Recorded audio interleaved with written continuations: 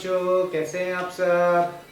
तो देखिए आज हम इलेक्ट्रोस्टैटिक चैप्टर को अपने वापस आगे बढ़ाते हैं। पिछले लेसन्स में मैंने आपको न्यूमेरिकल्स करवाए थे कूलम्स लॉ से रिलेटेड, और बहुत सारी मैकेनिक्स वाले क्वेश्चन भी हमने इन्वॉल्व किए थे। जैसे इलेक्ट्रोस्टैटिक प्लस वेक्टर का सवाल हमने किया था, इलेक्ट्रोस्टैटिक प्लस एसएचएम का सवाल हमने किया था, इलेक्ट्रोस्टैटिक प्लस 1D मोशन का सवाल हमने किया था, इलेक्ट्रोस्टैटिक प्लस रोटेशनल मोशन का सवाल हमने किया था। तो अगर आपने बच्चों पिछले लेसन्स नहीं देखे तो आप पिछले लेसन्स ध्यान से देखिए। हर टॉपिक पे मैंने आपको प्रॉब्लम्स करवा रखी है, और अगर वो प्रॉब्लम्स आप अच्छे से करेंगे तो मैं श्योरिटी देता हूं कि आप कोई भी बुक सॉल्व कर लीजिए फिजिक्स की, इलेक्ट्रोस्टैटिक की, आपको किसी भी क्वेश्चन में कोई प्रॉब्लम नहीं आएगी। देखिए आज और मैं कुछ आपको अलग अलग तरह की प्रॉब्लम्स कराता हूं जिनसे रिलेटेड क्वेश्चंस हमारे नीट और जेईई में पूछे जाते हैं। चलिए देखो, और बच्चों अभी तक अगर आपने चैनल को सब्सक्राइब नहीं किया है तो प्लीज चैनल को सब्सक्राइब करो, ताकि जो भी लेटेस्ट अपडेट्स हैं वो आपको टाइमली मिलते रहे। मैं कंटिन्यूसली एक आध दिन में लेसन डालता ही रहता हूं, तो फ्रीक्वेंटली आपको नोटिफिकेशन मिल जाएगा अगर आपने चैनल को सब्सक्राइब कर रखा है तो चलिए बिना देरी किए हम स्टार्ट करते हैं हमारा लेसन। देखिए जैसे आपको एक क्वेश्चन और करवाता हूं मैं। अच्छा, मैंने आपको पिछले लेसन में इक्विलिब्रियम पोजीशंस की बात की थी हमने, और हमने स्टेबल इक्विलिब्रियम और अनस्टेबल इक्विलिब्रियम की भी चर्चा की थी। अब देखो एक बात समझो, मैंने आपको क्या सिखाया था कि अगर ऐसे प्लस क्यू चार्ज है, ऐसे प्लस क्यू चार्ज है, और बीच में अगर मैं एक स्मॉल प्लस क्यू चार्ज रख दूं तो ये स्मॉल प्लस क्यू चार्ज बीच में स्टेबल इक्विलिब्रियम में रहेगा, है ना। स्टेबल इक्विलिब्रियम अनस्टेबल इक्विलिब्रियम की चर्चा हमने पिछले लेसन में की थी। अगर आपने पिछला लेसन नहीं देखा है तो उसे ध्यान से देखिए। मेरे जो भी इलेक्ट्रोस्टैटिक के पहले वाले लेसन्स हैं उनका लिंक आपको डिस्क्रिप्शन में मिल जाएगा। तो अगर आपने उनको नहीं देखा है then go through these lectures, these are very important, है ना। चलिए कुछ चीजों की और बात करते हैं। जैसे मान लो मैं आपको कहूं कि ये वाली जो दूरी है वो मान लो क्या है 2L, L है, L ही कंसिडर कर लेते हैं। तो हमें पता है कि अगर ऐसे प्लस क्यू चार्ज को मिड पॉइंट पे रख दिया जाए तो ये स्टेबल इक्विलिब्रियम में होगा, है ना। देखो स्टेबल इक्विलिब्रियम में क्यों होगा वो मैं भी आपको सिखा देता हूं। जैसे अगर आप देखेंगे तो इस प्लस क्यू पर इसके कारण जो रिपल्शन फोर्स लगेगा और इस प्लस क्यू का इस पर जो रिपल्शन फोर्स लगेगा, दोनों एक दूसरे को बैलेंस कर देंगे। तो प्लस क्यू की ये जो पोजीशन है वो इक्विलिब्रियम की पोजीशन है। अब इक्विलिब्रियम भी क्या होता है, तीन तरह का होता है, स्टेबल, अनस्टेबल और न्यूट्रल। देखो ये किस तरह के इक्विलिब्रियम में है, सोचो अगर मैं इसको स्लाइटली इधर की तरफ डिस्प्लेस करूं, स्लाइटली मैंने इसको यहां पे डिस्प्लेस कर दिया ऐसे, तो अगर आप देखेंगे तो इसका इस पर जो रिपल्शन फोर्स है वो बढ़ जाएगा, और इसका इस पर जो रिपल्शन फोर्स है वो कम हो जाएगा क्योंकि दूरी बढ़ गई। तो इस चार्ज पार्टिकल को यहां डिस्प्लेस करने पर इस पर जो नेट फोर्स लगेगा वो वापस इसी डायरेक्शन में लगेगा। तो इसका मतलब ये जो चार्ज पार्टिकल है वो वापस अपनी इनिशियल पोजीशन में आने की कोशिश करेगा, वो वापस अपनी इनिशियल पोजीशन में आने की कोशिश करेगा। तो इसका मतलब इस प्लस क्यू चार्ज को इधर डिस्प्लेस करने पर ये किस तरह के इक्विलिब्रियम में है, स्टेबल इक्विलिब्रियम में है। कैसे इक्विलिब्रियम में है, स्टेबल इक्विलिब्रियम में। अब हमसे सवाल क्या पूछा, if charge plus Q is slightly displaced, if charge plus Q slightly displaced and released, find time period of small oscillation, find time period of small oscillations, small oscillations का time period क्या होगा, ये सवाल हमसे पूछा। बहुत बार ऐसे questions पूछे गए हैं, और इनफैक्ट 12th बोर्ड्स में भी इस तरह से क्वेश्चंस पूछ लेते हैं। कोई बहुत बड़ा कॉन्सेप्ट नहीं है, सिंपल सा कॉन्सेप्ट है। देखो तो स्लाइटली इसको डिस्प्लेस किया है, जैसे देखो उसके लिए मैं एक नया डायग्राम बना देता हूं। जैसे ये प्लस क्यू है, ये भी हमारा प्लस क्यू है। मान लो इस प्लस क्यू को, स्मॉल प्लस क्यू को हमने स्लाइटली डिस्प्लेस किया एक्स से, है ना। अच्छा, अगर आप देखेंगे तो इस प्लस क्यू का इस पर रिपल्शन फोर्स इधर होगा F1, और इसका इस पर रिपल्शन फोर्स ऐसे होगा F2, और हमने सीखा F2 की वैल्यू F1 से ज्यादा होगी। तो देखो क्या लिखेंगे, F2 की वैल्यू बताओ, F2 की वैल्यू F नेट जो इस चार्ज पार्टिकल पे लगेगा वो होगा F2 माइनस F1। अच्छा बताओ, अब इससे जो दूरी हो जाएगी, ये वाली दूरी कितनी थी, L थी, तो ये वाली जो दूरी हो जाएगी, चलो इसको 2l कंसिडर कर लेते हैं, सुविधा रहेगी। तो ये पूरी दूरी थी l और ये हो गई x, तो ये दूरी क्या हो गई l माइनस x, और यहां से इस चार्ज की जो दूरी हो गई वो हो गई l प्लस x, है ना। तो इसका इस पर रिपल्शन फोर्स F2 क्या लिखूंगा, देखो K capital Q small q upon l minus X का होल स्क्वायर, है ना। F1 की वैल्यू सोचो क्या होगी, इसका इस पर रिपल्शन फोर्स F1 क्या हो जाएगा, K Q Q upon l plus X का होल स्क्वायर। इतना समझ में आया सबको, बिल्कुल बेसिक सी बात मैंने की है, कूलम्स लॉ। देखो F बराबर क्या होगा, K capital Q small q 1 upon l minus X का whole square minus 1 upon l plus X का होल स्क्वायर। सही है, सॉल्व करते हैं इसको। देखो F बराबर K Q Q, देखो सॉल्व आप कर सकते हो, मैं डायरेक्टली लिख देता हूं। देखो अगर आप देखोगे तो इधर आएगा l प्लस एक्स का whole square minus l minus X का होल स्क्वायर, तो आप सॉल्व करोगे इसको तो ऊपर बचेगा आपके पास 4lx, इसका बचेगा 2lx माइनस या माइनस 2lx, तो 4lx आ जाएगा, अपॉन हो जाएगा ये बच्चों l square minus X square का whole square, l square minus X square का होल स्क्वायर। अच्छा अभी एक बात समझो, आप इसको स्लाइटली डिस्प्लेस किया है, तो l की जो वैल्यू है हमारी वो क्या है, x के कंपैरिजन में बहुत ज्यादा है, तो इस x स्क्वायर को क्या किया जा सकता है, नेग्लेक्ट किया जा सकता है। x स्क्वायर को हम क्या कर देंगे, नेग्लेक्ट कर देंगे। अच्छा साहब नेग्लेक्ट कर दिया तो फोर्स क्या बचा, ध्यान से देखो, अगर आप देखोगे तो फोर्स बचेगा 4k capital Q small q l x, ऐसे लिख देता हूं, देखो x अपॉन, और नीचे आप देखोगे तो l क्यूब हो जाएगा। क्यों, क्योंकि ये तो हट गया, l की पावर 4, एक l से एक l कैंसिल, l क्यूब आ गया। और आगे बच्चों में एक माइनस का साइन भी लगा देता हूं। माइनस मैंने क्यों लगाया, माइनस मैंने इसलिए लगाया क्योंकि हमने इसको राइट की तरफ डिस्प्लेस किया है, नेट फोर्स इस पे लेफ्ट की तरफ लग रहा है, इसलिए हमने एक नेगेटिव साइन लगा दिया कि फोर्स और डिस्प्लेसमेंट अपोजिट डायरेक्शन में। अच्छा हम जानते हैं, अब देखो F इस फॉर्म में आ गया, सोचो अगर F इस फॉर्म में होता है, F बराबर माइनस kx अगर इस फॉर्म में होता है, इसका मतलब हमारा वो जो पार्टिकल है वो क्या कर रहा होता है, सिंपल हार्मोनिक मोशन परफॉर्म कर रहा होता है।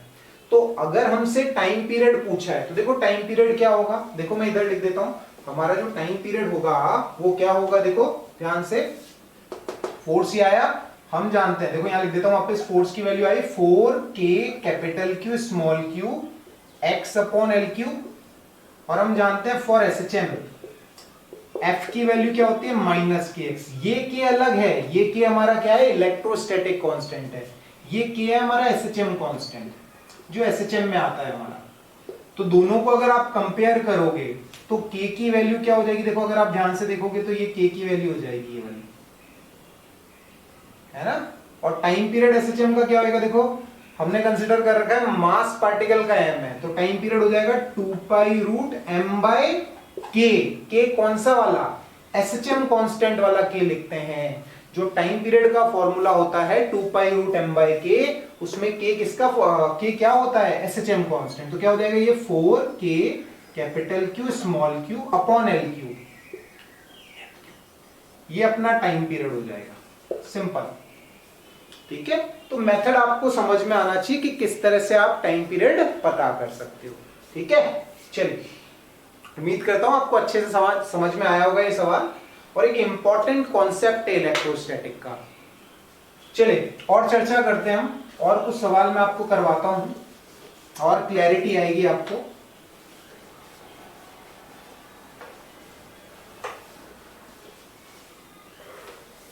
देखो जैसे मान लो मैं आपसे बोलूं कि इस तरह से आपके पास क्या है, दो प्लस q चार्जेस हैं, मान लो दूरी इनके बीच की वही 12 है, और सेंटर पे एक चार्ज रखा है माइनस q, इस पर चार्ज है माइनस q, मास है इसका m, मास कितना है इसका m। अच्छा हमसे बोला गया अगर इस चार्ज माइनस q को स्लाइटली डिस्प्लेस करें इस लाइन के अलोंग, इसको स्लाइटली डिस्प्लेस करें इस लाइन के अलोंग, तो find time period of SHM. Find time period of SHM is if minus Q is slightly displaced perpendicular to line joining the charges. ऐसे सवाल हमसे पूछा. अच्छा कैसे करें, पहले समझो. सोचो मैं इसको जब ऐसे स्लाइटली डिस्प्लेस करूंगा, इस तरह से मैंने इसको यहां डिस्प्लेस कर दिया, मान लो स्लाइटली एक्स से डिस्प्लेस कर दिया, तो अगर आप देखोगे तो इस प्लस क्यू का इस पर ऐसे अट्रैक्शन फोर्स लगेगा, वैसे ही इस प्लस क्यू का भी इस पर क्या लगेगा, अट्रैक्शन फोर्स लगेगा. और मान लेते हैं ये वाला एंगल क्या है, थीटा है. ये वाला एंगल कितना है, थीटा. ठीक है. तो अगर आप देखेंगे तो इस फोर्स के दो कंपोनेंट होंगे, एक होगा एफ कॉस थीटा, एक एफ साइन थीटा. वैसे ही इस फोर्स के भी दो कंपोनेंट, एफ कॉस थीटा और एफ साइन थीटा. अच्छा एफ साइन थीटा वाले जो कंपोनेंट्स होंगे वो आपस में एक दूसरे को कैंसिल आउट कर देंगे. तो हम क्या बोलेंगे, in the displaced position, displaced position में अपने चार्ज पार्टिकल पे लगने वाला जो नेट फोर्स होगा एफ नेट, वो क्या होगा, 2f cos थीटा होगा. क्या होगा, 2f cos थीटा. कैसे देखो, f इसका f cos theta, f cos theta, f sin theta वाले तो कैंसिल हो गए, तो नेट फोर्स कितना आएगा, 2f cos थीटा. समझ में आया सभी को.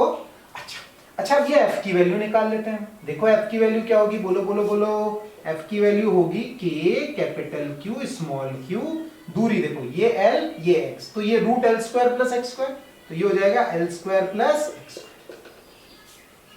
ठीक है. अच्छा अब देखो f नेट लिखते हैं, f नेट लिखते हैं, यहां लिख देता हूं. देखो f नेट की वैल्यू होगी 2f की value k capital Q small q l square plus x square. अच्छा cos थीटा लिख लेते हैं. देखो जरा ये ट्रायंगल देखना, अगर cos थीटा आप देखोगे, cos थीटा होगा बेस बाय हाइपोटेन्यूज. बेस है x, हाइपोटेन्यूज है आपकी root l square plus x square, है ना. तो क्या लिख दूंगा यहां पे, x अपॉन root l square plus x square. तो root l square plus x square के साथ ये टोटल लिखोगे तो पावर 3/2 हो जाएगी. समझ में आया सभी को. अच्छा अब एक बात समझो, इसको स्लाइटली डिस्प्लेस किया है, तो वही बात देखो x स्क्वायर को क्या कर दिया जाएगा, नेग्लेक्ट कर दिया जाएगा. x स्क्वायर को क्या कर दिया जाएगा, नेग्लेक्ट कर दिया जाएगा. बहुत ही बढ़िया. x स्क्वायर क्या हो गया, नेग्लेक्ट हो गया. तो f नेट क्या बचा, f नेट बचा 2k capital Q small q upon LQ. Upon क्या बचा, LQ. अच्छा आगे माइनस भी लगा देते हैं. क्यों साहब माइनस क्यों लगाया, माइनस इसलिए लगाया क्योंकि इसको किधर डिस्प्लेस किया तुमने, ऊपर. नेट फोर्स किधर लग रहा है, नीचे, इसलिए नेट आगे क्या लगाया, माइनस लगाया. अब एसएचएम के लिए, फॉर एसएचएम एफ फोर्स जो होना चाहिए वो माइनस के एक्स होना चाहिए, है ना. तो ये जो के है हमारा एसएचएम कांस्टेंट, वो इसके बराबर हो गया. एसएचएम कांस्टेंट इसके बराबर हो गया. तो साहब टाइम पीरियड क्या आएगा, टाइम पीरियड होता है 2π√m/k. k की वैल्यू क्या है, k की वैल्यू है 2k capital Q small q upon Q. ये आपका टाइम पीरियड आ जाएगा. ठीक है. तो सारी बातें अच्छे से समझ में आनी चाहिए आपको कि सबसे पहले टाइम पीरियड पता करना है तो क्या करना है, पार्टिकल को स्लाइटली डिस्प्लेस करना है और डिस्प्लेस्ड पोजीशन में पार्टिकल पर नेट फोर्स का एक्सप्रेशन लिख देना है. नेट फोर्स का एक्सप्रेशन लिखने के बाद उसको किस फॉर्म में कन्वर्ट कर लेना है, F बराबर माइनस के एक्स की फॉर्म में कन्वर्ट कर लेना है. और फिर टाइम पीरियड हम जानते ही हैं कि एसएचएम का टाइम पीरियड जो होता है वो होता है 2π√m/k. तो एक बार हमने ये एसएचएम कांस्टेंट k पता कर लिया, फिर कुछ भी नहीं, फिर तो फॉर्मूले में वैल्यूज पुट अप करनी है. तो उम्मीद करता हूँ चीजें आपको क्लैरिटी से अच्छे से समझ में आई होंगी, है ना. चलिए और कुछ बातें करते हैं हम. देखो बच्चों एक सवाल और करते हैं हम. जैसे मान लो आपको क्या दे रखा है, इस तरह से एक m मास का पार्टिकल दे रखा है ना. और इस m मास के पार्टिकल पर चार्ज है प्लस q और यहां पर एक प्लस q चार्ज और रखा हुआ है. और ये जो स्ट्रिंग है इसकी लेंथ है बच्चों l. स्ट्रिंग की लेंथ कितनी है, l. सवाल को अच्छे से समझिएगा. ये जो चार्ज है ये फिक्स्ड है और इस बॉब पे का जो मास है वो है m और इस पर चार्ज कितना है +q। हमसे बच्चों सवाल ये पूछ रहा है बॉटम पे इसको कितनी मिनिमम स्पीड दी जाए कि ये अपना वर्टिकल सर्कुलर मोशन क्या कर ले, कंप्लीट कर ले। सवाल सुनना वापस से, एक +q चार्ज यहां पर है, एक बॉब पर है +q चार्ज, लेंथ कितनी है l है। सवाल हमसे ये पूछा कि मिनिमम स्पीड इसको बॉटम पे कितनी दी जाए कि ये वाला जो बॉब है वो अपना वर्टिकल सर्कुलर मोशन कंप्लीट कर ले। अब ये क्वेश्चन है basically vertical circular motion plus electrostatic का, तो आपको वर्टिकल सर्कुलर मोशन क्लियर होना चाहिए 11वीं का। तो देखिए थोड़ी सी चीज मैं आपको बता देता हूं। देखिए अगर पार्टिकल को वर्टिकल सर्कुलर मोशन कंप्लीट करना है, to complete vertical circular motion, condition जो होती है वो देखो क्या होती है। वर्टिकल सर्कुलर मोशन कंप्लीट करने के लिए कंडीशन होती है कि हाईएस्ट पॉइंट पे जो टेंशन होनी चाहिए, देखिए जैसे अलग से डायग्राम में बना देता हूं। हाईएस्ट पॉइंट पे जो टेंशन होनी चाहिए, हाईएस्ट पॉइंट पे टेंशन ऐसे होगी, मान लीजिए इस पॉइंट को सी बोल दिया मैंने, तो हाईएस्ट पॉइंट पे जो टेंशन होनी चाहिए वो क्या होनी चाहिए, ग्रेटर इक्वल 0 होनी चाहिए। ये वर्टिकल सर्कुलर मोशन को कंप्लीट करने की कंडीशन है, ये आपको ध्यान रखनी है। To complete vertical circular motion tension at highest point must be greater equal 0। ये कंडीशन फुलफिल होगी तो पार्टिकल वर्टिकल सर्कुलर मोशन अपना कंप्लीट कर पाएगा। ठीक है, अच्छा है ना। नीट और जेई के पॉइंट ऑफ व्यू से बच्चों ये सवाल बड़ा इंपॉर्टेंट है, पूछा जा चुका है पहले भी, है ना। हम अच्छे से पूरा कॉन्सेप्ट समझते रहेंगे। तो vertical circular motion tension at highest point greater equal 0, highest point मैंने सी बोल दिया तो टीसी ग्रेटर इक्वल 0। अब देखो जब भी वर्टिकल सर्कुलर मोशन का सवाल होता है, आप चीज ध्यान रखो, आपको दो इक्वेशंस निकालनी है और वो दो इक्वेशंस किनके कॉरेस्पॉन्डिंग होगी। पहली इक्वेशन होगी एनर्जी कंजर्वेशन के कॉरेस्पॉन्डिंग, पहली इक्वेशन किसके कॉरेस्पॉन्डिंग होगी, एनर्जी कंजर्वेशन के कॉरेस्पॉन्डिंग। दूसरी इक्वेशन हम निकालते हैं वर्क एनर्जी थ्योरम से। ये चीज ध्यान रखनी है आपको कि जब भी वर्टिकल सर्कुलर मोशन का सवाल है आपको दो इक्वेशन निकालनी, एक निकालनी है आपको एनर्जी कंजर्वेशन से, दूसरी निकालनी है आपको वर्क एनर्जी थ्योरम से। तो हमने मान लिया चलो कि बॉटम पे पार्टिकल की जो स्पीड हमने दी, मिनिमम स्पीड, वो मान लो कितनी है, u है, और हाईएस्ट पॉइंट पे पार्टिकल की जो स्पीड हो जाती है वो कितनी हो जाती है, v हो जाती है। हाईएस्ट पॉइंट पे पार्टिकल की स्पीड कितनी हो गई, v हो गई। ठीक है सर। अच्छा अगर आप देखोगे तो पार्टिकल पे फोर्सेस कौन कौन से लगेंगे, हाईएस्ट पॉइंट पे v स्पीड हो गई, तो अगर हम रोटेटिंग फ्रेम से देख रहे हैं तो बाहर की तरफ हम क्या लगाएंगे, mv²/L लगाएंगे। ध्यान रखिएगा mv²/L बाहर की तरफ फोर्स आप तभी लगाएंगे जब आप रोटेटिंग फ्रेम से देख रहे हैं। ग्राउंड फ्रेम में आप ये वाला फोर्स नहीं लगाएंगे mv²/L। अच्छा नीचे कितना फोर्स लगेगा बच्चों, नीचे फोर्स लगेगा mg, नीचे फोर्स क्या लगेगा, mg, है ना। तो इक्वेशन क्या लिखूं मैं, अच्छा एक फोर्स और होगा, ये +q है, ऊपर की तरफ एक रिपल्शन फोर्स भी होगा F, और F की वैल्यू क्या होगी, F की वैल्यू होगी kq²/L², kq²/L²। बात अच्छे से समझिएगा, बढ़िया सवाल है, मजा आएगा आपको, समझ में आएगा। तो ये दूरी कितनी है L, तो ये इस पर जो रिपल्शन फोर्स लगाएगा वो लगाएगा kq²/L²। बाहर की तरफ फोर्स लग रहा है mv²/L, अंदर tc mg। अच्छा तो मैं क्या लिखूंगा समझो, मैं लिखूंगा tc प्लस mg बराबर mv²/L plus f, mv²/L plus f। तो tc की वैल्यू क्या आएगी मेरे पास, tc की वैल्यू आएगी mv²/L plus f minus mg। ये tc आ जाएगा आपके पास, समझिएगा बात को अच्छे से, ये किसकी वैल्यू आ जाएगी आपके पास, tc की। अच्छा ये हमारी पहली इक्वेशन, ये हमारी पहली इक्वेशन है ना। अच्छा दूसरी चीज हमें अप्लाई करनी है work energy theorem. Work energy theorem लिख दो या एनर्जी कंजर्वेशन लिख दो, एक तो इक्वेशन आपने ये टेंशन की बना ली, दूसरी आप वर्क एनर्जी थ्योरम अप्लाई कर दो या एनर्जी कंजर्वेशन अप्लाई कर दो। तो देखो हम वर्क एनर्जी थ्योरम अप्लाई करते हैं, अप्लाई वर्क एनर्जी थ्योरम, ये पॉइंट ए बोल दो, apply work energy theorem from A to C. A to C, A point से सी पॉइंट तक वर्क एनर्जी थ्योरम लगानी है। अच्छा बच्चों, वर्क एनर्जी थ्योरम जो लगा रहे हैं हम, वो ग्राउंड फ्रेम में लगा रहे हैं। आप ये सोचो ग्राउंड फ्रेम में इस पार्टिकल पे कौन कौन से फोर्सेस लग रहे हैं। ग्राउंड फ्रेम में अगर मैं पूछूं आपसे पार्टिकल पे कौन कौन से फोर्सेस लग रहे हैं, तो देखिए एक लग रही है ये टेंशन, एक लग रहा है नीचे mg, और एक क्या लग रहा है, ये रिपल्शन फोर्स लग रहा है। तो ग्राउंड फ्रेम में कितने फोर्सेस लग रहे हैं पार्टिकल पे, 3 फोर्सेस लग रहे हैं, टेंशन, mg और अपना इलेक्ट्रोस्टैटिक फोर्स, है ना। अच्छा चलिए साहब, बहुत बढ़िया। अब मैं अप्लाई करता हूं वर्क एनर्जी थ्योरम। तो मैं क्या लिखूंगा, देखो work done by tension plus work done by mg plus work done by electrostatic force बराबर net force, net work done, change in kinetic energy. Change in kinetic energy क्या लिखा जाएगा, बोलो half m v square minus u square. Final kinetic energy minus initial kinetic energy. सबको समझ में आया इतना?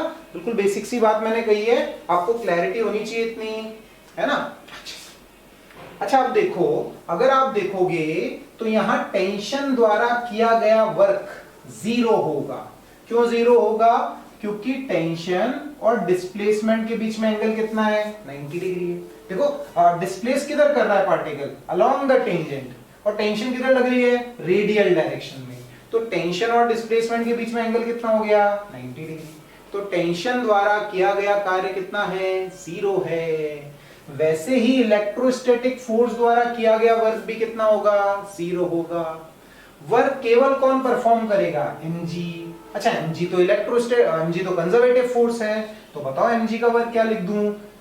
टेंशन का वर्क 0, mg का वर्क हो जाएगा, mg देखो किधर लग रहा है, नीचे, mg लग रहा है नीचे।